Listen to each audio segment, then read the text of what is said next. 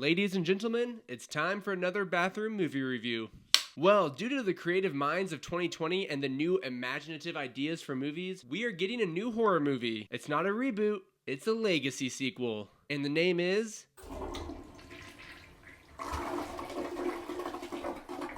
I Know What You Did Last Summer. Yes, I know, it's the same name as 1997, but if you go on Wikipedia, it says -2025, so you know the difference. Well, I saw this the other week in the theater, and I've only seen the first one once, and I was 5 when I saw it. Yes, I had a great babysitter who thought it was a good idea for a 5-year-old to be haunted for the next year by a fisherman with a hook. So about this new film, guys, I'll just say this. The killer fishermen may knew what they did last summer, but after seeing this movie, I don't really care what they did any summer. That's not to say it was all bad, just a lot of it. If you've seen the first one, you can already guess the plot. The only difference is this is 27 years after the original Tower Bay murders. But group of friends meet up, car crash, guy dies, and they start getting ominous notes that say, I know what you did last summer. To start off, the characters are your typical average college students that are in any horror movie. We have Madeline Klein, who plays the dumb blonde, and reminds us constantly of every 2020s teenage slang for some reason. We have Chase Sui Wonders?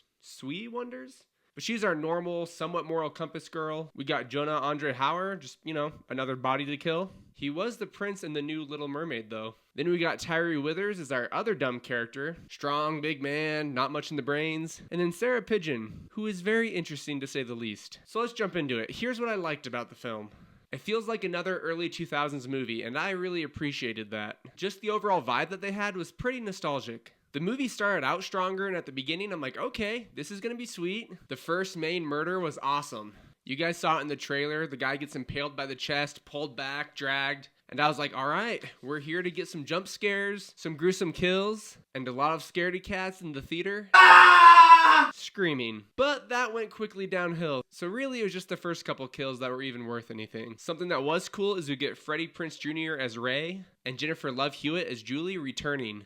But once again, on the flip side, Jennifer Love Hewitt was in it for maybe 2 or 3 minutes total. I think they kind of felt like they had to have her in it just to get people back in the theater, maybe. But when you see her in the trailer, that's about half the time you see her in the movie. But the thing I liked most, big spoiler here, was the reveal for who the murderer was. Now, that's not to say they did it well, but I just like that the creators of this movie were courageous enough to do it. So Ray, Freddie Prinze Jr., like I said, big spoiler, ends up being one of 2 killers. And this was awesome because a lot of movies play it safer than this. I mean, he's one of the main characters in the first 2. He's a good guy. He saves his lover, Julie, in the second movie. But in this one, he's kind of gone crazy and decides it's time to start killing kids again. Gotta share the love.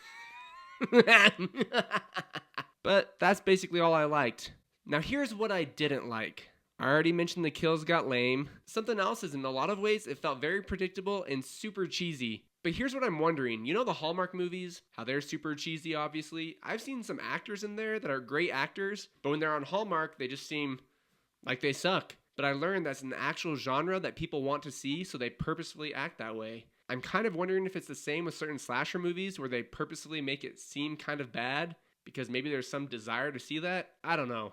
Either way, I wish this movie would have been better. The cheesiness got to me, the kills just kind of fell off. And yes, while I liked that they had the huevos to make Ray the bad guy, the execution was super poor. Like, one of the cheesiest parts for me was they're at the town hall talking about how a girl just hanged herself by suicide. She was actually killed by the fisherman dude. And you have one of the girls who was chased literally there saying, no, I was chased. He killed her. I saw it. And everyone's just in there and the mayor's like, no, it was suicide. I don't know. Cheesy. And why aren't these folks ever prepared? Jennifer Love Hewitt shows up at the end once she realizes Ray is bad and she goes to rescue one of the girls and she enters the place where they are. No gun, no knife. I mean, come on. But don't worry, there's some little tiny scissors on the counter she finds. Bring it on, Ray. Snip, snip. Maybe if everyone had guns, it'd be too easy, but I don't know. Cheesy. And the last thing, I can't say it's a complaint because I get it would ruin the movie, but what's up with these people knocking out the bad guy? And they're just laying there. And really what they should do is, yeah, you like that? Yeah, breaking your neck. Woo! But instead what they do is, oh, I knocked him out. Time to go run away some more and just, don't look back. I mean, I get it. They're scared. Break the guy's neck, though. Come on. Overall, everybody, for the new I Know What You Did Last Summer movie, it was too long to write, okay? But look, I know what you did last summer. Pretty creative. I'm just giving this a 4 out of 10. And I'm excited to say that this movie is flushable. Get in there, trash. Yo, garbage! And for any of you who did like that film, I didn't mean to offend. I meant to offend your whole family and your ancestors. Alright guys, if you like movies and you sometimes use the bathroom, click below for more of both.